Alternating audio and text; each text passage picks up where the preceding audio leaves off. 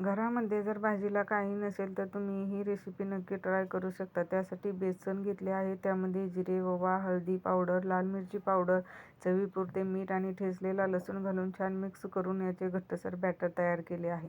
कढईमध्ये तेल गरम करून घेतले आहे, त्यामध्ये जिरे आणि मोहरी छान तडतडू दिली आहे. खोबरे, कोथिंबीर, अद्रक लसणाची पेस्ट छान परतून घेतली आहे तेलामध्ये. त्याचबरोबर कांदा आणि टोमॅटोची प्युरीही घालून घेतली आहे. आता यामध्ये कोरडे मसाले घालून घेतले आहेत आणि हे मसाले सर्व तेलामध्ये छान परतून घेतले आहेत. ते आपल्या मसाल्याला छान तेल सुटले आहे. आता यामध्ये ओला वाटाणा घालून घेऊया आणि हा वाटाणा 2 मिनटं असेच तेलामध्ये परतून घेऊया, म्हणजे मसाल्याचा फ्लेवर वाटाण्यामध्ये उतरेल.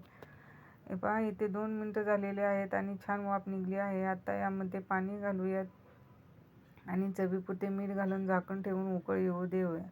आपल्या रश्श्याला छान उकळ आला आहे. आता या पिठाचे छोटे छोटे गोळे करून घालूया आणि झाकण ठेवून 5 मिनटं हे गोळे छान शिजवून घेऊया.